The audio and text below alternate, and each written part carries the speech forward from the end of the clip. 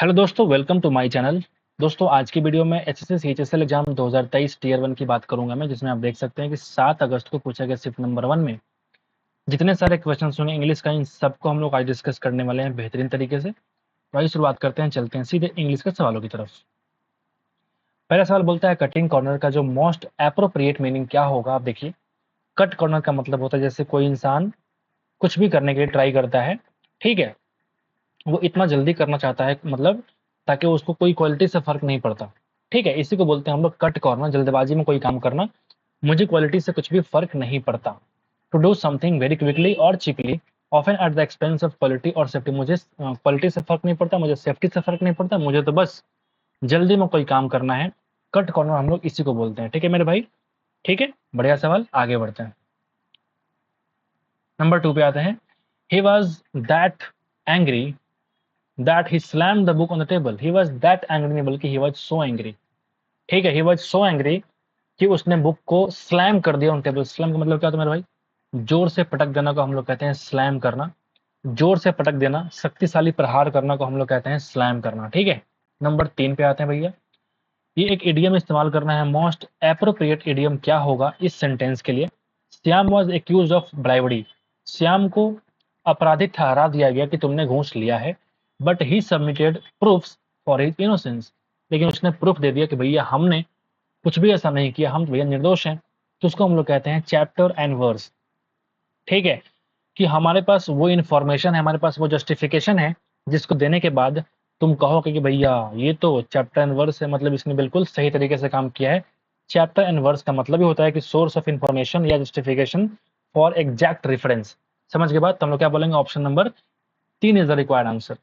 यहाँ देखो, buying the pig इन अ पोक, इसका मतलब क्या होता है? जैसे कोई ऐसी चीज को खरीद लेना कि हम किसी ऑथेंटिसिटी को चेक नहीं किया, हमने खरीद लिया, उसी को हम लोग कहते हैं बाइंग अ पिग इन अ पोक। ठीक है, जल्दबाजी में हमने ऐसी चीज को खरीद लिया जो बिल्कुल ऑथेंटिक नहीं है, हमने चेक नहीं किया ऑथेंटिसिटी को और वो हमने खरीद लिया, उसी को हम लोग कहते हैं by A pig in the पोक। कास्ट पर्ल बिफोर स्वाइन, इसका मतलब ये होता है कि भैंस के आगे बीन बजाना। ये बहुत अच्छी कहावत है, आपने बहुत पहले सुना होगा। और एक वर्ड यहाँ पे रखा नंबर 4 में, बिट अबाउट द बस, मतलब घुमा फिरा के बातें करना। ठीक है, उसी को हम लोग कहते हैं बिटिंग अबाउट द बस। तो चारों ऑप्शन क्या है? आसान है। इस बंदे ने 4 नंबर चूज किया, नहीं बिल्कुल गलत है। यहाँ पे घुमा फिरा के बात थोड़ी की गई है, आप खुद देखो यहाँ पे ऑप्शन नंबर सॉरी सेंटेंस में, कि श्याम को एक्यूज किया कि भैया तुमने घूस लिया है, लेकिन उसने प्रूफ दे दिया, जस्टिफिकेशन दे दिया कि भैया हम तो निर्दोष हैं। तो यहाँ पे घुमा फिरा के बात कहाँ की गई है? ये बिल्कुल क्या है? चैप्टर एंड वर्स है। आगे बढ़ेंगे, नंबर 4 पे आते हैं। सिनोनिम क्या हो जाएगा? वर्ड तुम्हारे पास रिक्वायरमेंट का मतलब होता है किसी चीज को पाने, सॉरी रिक्वायर करना, मुझे जरूरी होना, नेसेसरी होना, एसेंशियल होना, उसी को हम लोग कहेंगे रिक्वायरमेंट, यानी कि एसेंशियल हो जाना। सीरियस का मतलब बहुत ही सीरियस मुद्दा होना। ठीक है, गंभीर मुद्दा। वैग्यू, वैग्यू का मतलब होता है भैया, इसको हम लोग कहते हैं अस्पष्ट, तो हम लोग कहते हैं भैया वैग्यू। आपने पढ़ा भी होगा इस चीज को, वैग्यू है अस्पष्ट। ठीक है, इंपॉर्टेंस महत्व को बोलते हैं। और नंबर 5 पे आते हैं। इनकरेक्टली स्पेल्ड देखो, मिस्चीवस, बदमाशी करना, मिस्चीवस, मिस्चीवस वाला काम करना हम लोग बोल सकते हैं। मोनोलॉग ऐसे नहीं, बल्कि मोनोलॉग को हम लोग ऐसे लिखते हैं, GUE होता है। मोनोलॉग मतलब उपसंहार को हम लोग कहते हैं, सॉरी मोनोलॉग का मतलब होता है कोई एक इंसान अगर खुद से बातें करे, उसी को हम लोग कहते हैं मोनोलॉग, किसी एक का संवाद। मेंटेनेंस सही है बिल्कुल, और ये वर्ड बिल्कुल सही लिखा, मतलब सही लिखा हुआ है। कैलस एक वर्ड है जिसको हम लोग कहते हैं संवेदनहीन होना, जिसके मन में कोई भी संवेदना नहीं है, उसी को हम लोग कहते हैं कैलिश। ठीक है, सिनोनिम क्या हो जाएगा? इनसेंसिटिव। अगर ये सेंसिटिव होता तो उसके पास संवेदना है, लेकिन इन लगने का मतलब ये नेगेटिव वर्ड हो गया, तो क्या हो जाएगा? सिनोनिम हो जाएगा भैया। इनऑर्डिनेट एक वर्ड है जिसको हम लोग कहते हैं असामान्य। इनऑर्डिनेट यानी कि असामान्य। कंपैशनेट का मतलब क्या होता है भैया? कंपैशनेट का मतलब होता है, जैसे कंपैशन नहीं बोलते हैं, कंपैशन बहुत ही जोशीले अंदाज में होना, ठीक है, उसे बोलते हैं कंपैशनेट। ठीक है, और यहाँ पे एक वर्ड है अनसैकल। अनसैकल का मतलब होता है जैसे किसी बंधन से मुक्त होना, तो हम कह सकते हैं कि अनसैकल करना, बंधन से मुक्त करना। खुद इसको लिख लो। आगे देखो, यहाँ पे एक वर्ड है एप्रोप्रिएट, ऑप्शन क्या यूज कर पाएंगे बताओ? He has not and can never, he has not and can never in the good books of a principal as she lacks honesty. ठीक है, यहाँ पे कह रहा है कि वो कभी भी प्रिंसिपल के इन द गुड बुक्स का मतलब उसकी नज़रों में अच्छा बनना, क्योंकि वो ऑनेस्टी की उसमें कमी है, वो जो है ऑनेस्टी बहुत कम है उसके पास, सी लैक्स ऑनेस्टी। वही कह रहा है कि सुजाता हैज़ नॉट नहीं, सुजाता हैज़ बीन यहाँ पे इस्तेमाल करना पड़ेगा, क्योंकि यहाँ पे एक लंबे समय की बात हो रही है कि सुजाता ना कभी अच्छे नज़र में रही है और ना कभी रह पाएगी। Can never in the good books of a principal as she lacks honesty. तो यहाँ पे क्या करेंगे, लंबे समय की बात अगर हो रही है, अब चूंकि नेगेटिव वर्ड है तो क्या लगाएंगे, Sujata has not been and can never be in the good books of the principal as she lacks honesty. Number 8 पे आते हैं भैया, the old building was demolished. Demolish का मतलब होता है ढह जाना, गिर जाना, लेकिन जो स्पेलिंग है वो आपका ये वाला सही लिखा हुआ है, number 1 is the correct answer. A lover of Mankind, जो मानव जाति से प्रेम करता है, जो मानव जाति से प्रेम करे उसको हम लोग कहते हैं फिलैंथ्रोपिस्ट, और जो मानव जाति से घृणा करे उसको हम लोग कहते हैं misanthropist, sorry misanthropist, I am so sorry, क्या बोलते हैं उसको हम लोग भैया, मिशनथ्रोपिस्ट, मिशनथ्रोपिस्ट। देखो ऑप्शन 1 में तुम्हारा लिखा भी हुआ है मिशनथ्रोप, मतलब जो मानव जाति से घृणा करे उसको ऐसे बोलते हैं। ये जो वर्ड है नार्सिसिज्म, ये एक ऐसा वर्ड है जैसे बोलते हैं ना कि खुद की बुराई करना, सॉरी सॉरी सॉरी सॉरी, खुद का हमेशा अगर बड़ाई करें तो उसे को हम लोग कहते हैं नार्सिसिज्म बोलते हैं, ठीक है। लेक्सिकोग्राफर का मतलब होता है शब्द को संग्राही करने वाला, उसी को हम लोग कहते हैं लेक्सिकोग्राफर। यहाँ पे एक वर्ड है कि हैव द प्रोस्पेक्ट, प्रोस्पेक्ट का मतलब होता है संभावना। तो आपसे क्या कह रहा है कि मोस्ट अप्रोप्रिएट। अच्छा देखो यहाँ पे पढ़ते हैं कि यहाँ पे, अच्छा ग्रामेटिकल यूज करना है यहाँ पे, कि the integration of cutting edge technologies into the health care industry.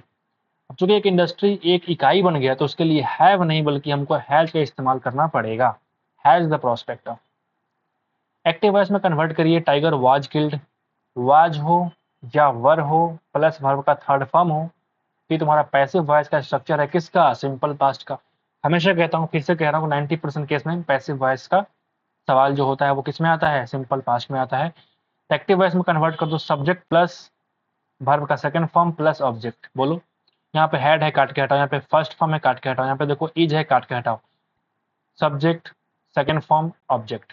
Number 4 is the required answer. खत्म करें। Are you delivering the pizza, क्या तुम पिज्जा को डिलीवर कर रहे हो।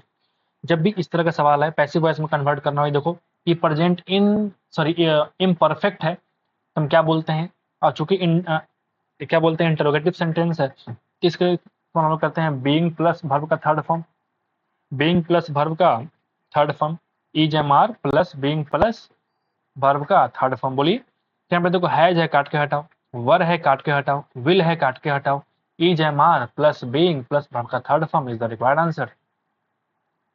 एंटोनिम बनाते हैं भैया किसका, रेजिलियंट एक वर्ड है, क्या वर्ड भैया, रेजिलियंट, जिसको हम लोग, इसका मतलब होता है लचीला, इसका मतलब होता है लचीला। और जरा पढ़ते हैं क्या कह रहा है ये, क्या और economies and societies as a whole need to become resilient to climate impact. जो जलवायु का परिवर्तन होता रहता है उसके इम्पैक्ट से इसको रेजिलियंट बनना पड़ेगा, लचीला बनना पड़ेगा, मतलब जैसा नहीं बोलते हैं, जब जैसा तब तैसा, अगर तुम बूढ़े तो हम भी बूढ़े, तुम अच्छे तो हम तुमसे बहुत अच्छे, समझ रहे हैं। इसी को बोलते हैं फ्लेक्सिबल होना, रेजिलियंट होना।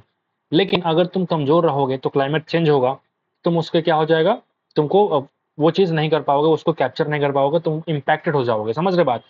तो लचीला का उल्टा क्या हो जाएगा, कमजोर करना, यानी कि वीक यहाँ बात हम लोग कर सकते हैं। Option number 4 is the required answer.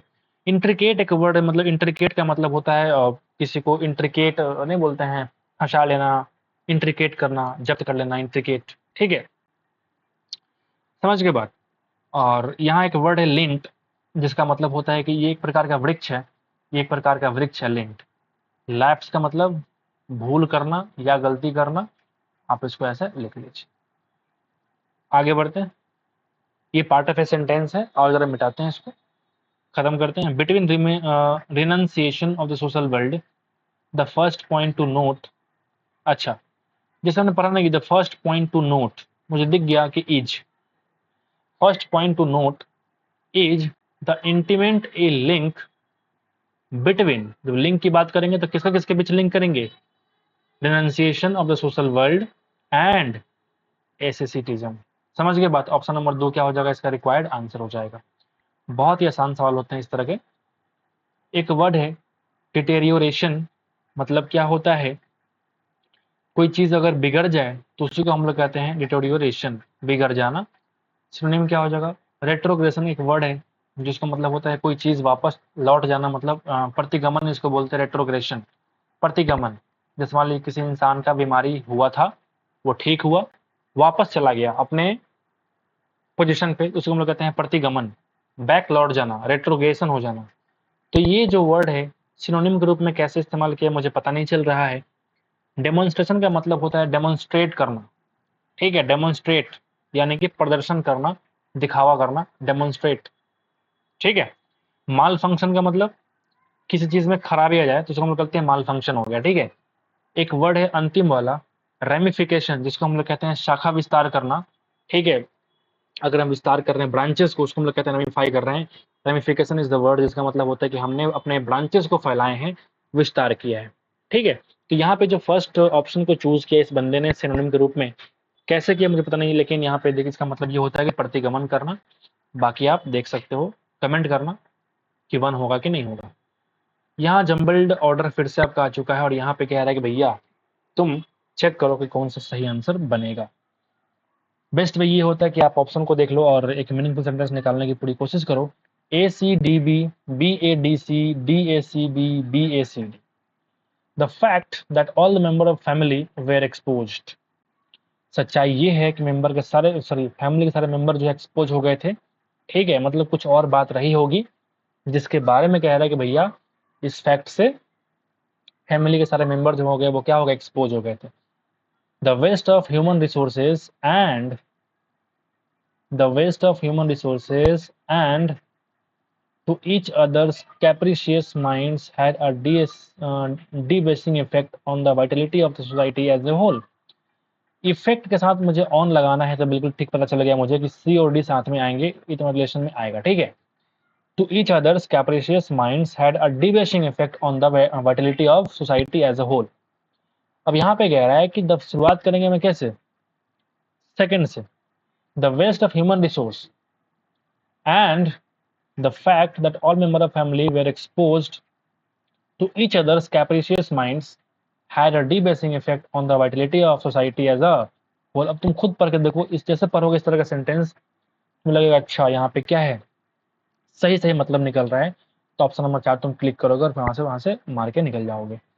Laisha should holding, अच्छा शुड के साथ है वर्ब का फोर्थ फॉर्म, कब से होने लग गया भैया, वर्ब का फर्स्ट फॉर्म होता है। लाइसा शुड होल्ड हमको बोलना पड़ेगा। इमिग्रेंट्स, प्रवास करने वाले को हम लोग कहते हैं immigrants. Someone who lives country to settle in another को हम लोग क्या बोलेंगे, इमिग्रेंट्स। आगे बढ़े, नंबर 19 पे आते हैं। एंटोनिम क्या हो जाएगा, काइवलोरस एक वर्ड है। काइवलोरस एक वर्ड जिसका मतलब होता है उदार हो जाना, किसी के लिए उदार हो जाना, कोर्टियस हो जाना, मतलब बहुत ही उदार है मेरा मन, ठीक है। On the flight I was in the company of an extremely chivalrous man, बहुत ही उदार इंसान के साथ मेरा कंपनी था, मैं मतलब मैं उसके साथ जा रहा था। इसका उल्टा क्या हो जाएगा, नोबल तो नेक, तो सिनोनिम हो जाएगा। वर्चुअस मतलब होता है सद्गुण, जिसके पास अच्छा गुण है उसको हम लोग कहते हैं वर्चुअस। कोर्टियस तो बिल्कुल वही चीज हो गया, उदार को बोलते हैं हम लोग कोर्टियस।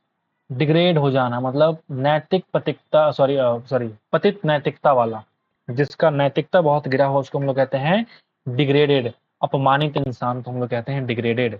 आगे बढ़े, 20 पे आता है। ऑब्जेक्शन का मतलब होता है आपत्ति करना, ऑब्जेक्ट करना, यानी कि हमने क्या किया, आपत्ति लगाया, मैं तुम्हारे बात से सहमत नहीं हूँ, मैं इस बात पे आपत्ति लगाता हूँ, तो क्या बोलूंगा, असहमति। इसका क्या हो जाएगा, सिनोनिम। मौन का मतलब होता है जैसे शोक व्यक्त करना को हम लोग कहते हैं विलाप करना, शोक करना। काउंटर करना मतलब अटैक करना, काउंटर करना। सैंक्शन एक वर्ड है जिसको हम लोग कहते हैं मंजूरी मिल जाना, नहीं बोलते इतने पैसे सैंक्शन किया गया है, मतलब इतने पैसे को मंजूरी दिया गया है इस स्कीम के लिए। आते हैं और सीधे आते हैं हम लोग क्लोज टेस्ट में। Today I want to talk to you about a very simple matter. मैं आज तुमसे बहुत ही सिंपल मैटर के बारे में बात करना चाहता हूँ, that is simple conversations. When we learn to speak first come words then phrases. जैसे हमने क्या देखा, पहले वर्ड्स आता है और फिर फ्रेज आता है एंड देन स्क्रिप्ट आते हैं, समझ गए। तो फाइनली हैंड्स और देन तीनों क्या हो जाएगा, यहाँ पे चूज नहीं कर पाएंगे क्योंकि सबसे पहले हमको वर्ड सीखना पड़ता है, फिर फ्रेज सीखते हैं और फिर हमको स्क्रिप्ट सीखना पड़ता है, ठीक है। You would agree that larger the bundle of words, जितना आपके पास वर्ड्स के बंडल होंगे, we in the blanks the less we have to worry about combining them to sensible sentence. यहाँ बात कहने की कह रही हो कि जितना हमारे पास वर्ड्स का बंडल होगा उतना हम उस चीज को क्या कर सकते हैं, आस्क अराउंड करेंगे। बेल आउट का मतलब क्या होता है? बेल आउट का मतलब ये होता है कि किसी की मदद करना कठिन परिस्थिति में। तो यहाँ पे किसी का मदद करने की बात थोड़ी हो रही है, बिल्कुल नहीं हो रही है। आस्क अराउंड, अरे भाई जब मेरे पास वर्ड्स के बंडल होंगे तो मैं आस-पास घूम-घूम के आस्क क्यों करूँगा भैया? लुक आफ्टर का मतलब होता है देखभाल करना, यहाँ पे देखभाल करने की बात थोड़ी हो रही है। कैरी अराउंड, कैरी अराउंड का मतलब होता है टू गेट पोजीशन और कंट्रोल ऑफ, मतलब हम किसी का अधिकार लेके बैठे हुए हैं, हम किसी चीज का अधिकारी कैरी अराउंड करेंगे, ठीक है। इस चीज को मेरे पास वर्ड्स के बंडल है, वी कैरी अराउंड, उतना ही मेरे पास क्या होगा, कम चिंता करना पड़ेगा अबाउट कंबाइनिंग देम, ताकि हम उसको कंबाइन कर पाए अच्छे से और एक सेंटेंस बना पाए। Sensible, extensible expressions, traits, executions, criticism, ये तो आएगा ही नहीं, शिकायत की बात थोड़ी कर रहे हैं। एग्जीक्यूशंस अलग चीज है, एक नाउन है भैया, एक नाउन है।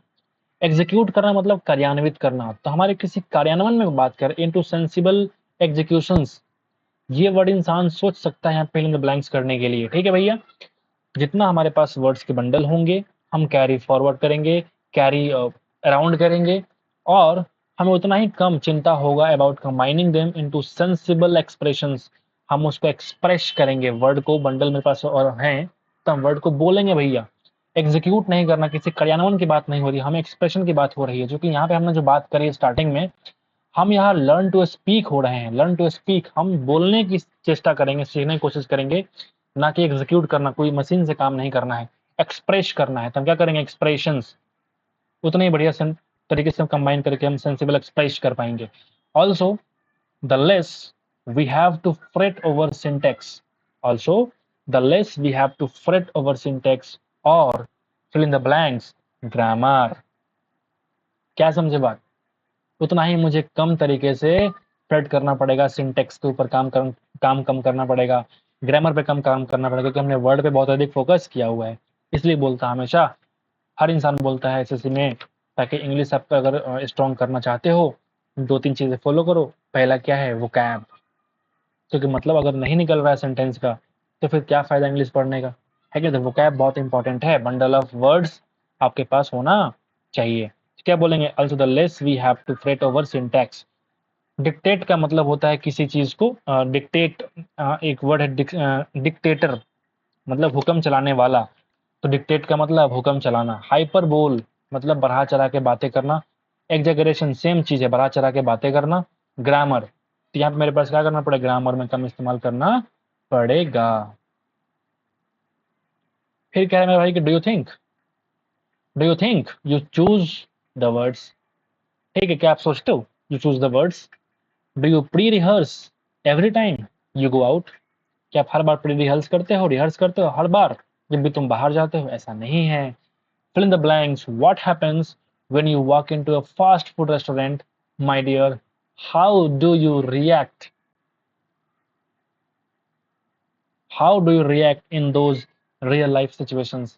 मान लो, consider what happens, मान लो क्या होगा जब तुम किसी फास्ट फूड रेस्टोरेंट में जा रहे हो, माय डियर, तुम कैसे रिएक्ट करोगे इन दोज रियल सिचुएशन में? जब तुमको रियल सिचुएशन में वहां बात करनी पड़ेगी, लोग अंग्रेजी में बात करेंगे, तो कैसे हो पाएगा? तो यहाँ पे सप्लिकेट क्यों करेंगे भैया? सप्लिकेट एक अलग वर्ड है, विनती करना, याचना करना को हम लोग कहते हैं सप्लिकेट करना। बताओ, यहाँ विनती करने की बात थोड़ी हो रही है, हमको कंसिडर करवा रहा है कि विनती करना या याचना करना, अपने इसको ड्रामेटाइज करना एक अलग चीज है, नाटक के रूप में कन्वर्ट करना को हम लोग कहते हैं ड्रामेटाइज करना। फॉर्मरली डिस्प्ले मतलब पहले से अगर कोई चीज डिस्प्ले में है, मतलब प्रदर्शनी में, उसको हम लोग कहते हैं फॉर्मली डिस्प्ले। कंसिडर करिए कि व्हाट हैपेंस, क्या होगा, ठीक है। तो क्या हम लोग फिल करेंगे, यहाँ पे ऑप्शन नंबर 4 को फिल करने वाले हैं। तो इस तरीके से आप देख सकते हैं कि वाला सिर्फ भी हम लोग खत्म कर चुके हैं। तो उम्मीद करते हैं कि आपको समझ में आ गया होगा। तो एक बार हमारे इस मेहनत के लिए लाइक कर दीजिएगा। मिलते हैं आपसे अगले वीडियो में। आज के लिए इतना ही दोस्तों। Thank you so much for watching the video till this time. Thank you so much once again.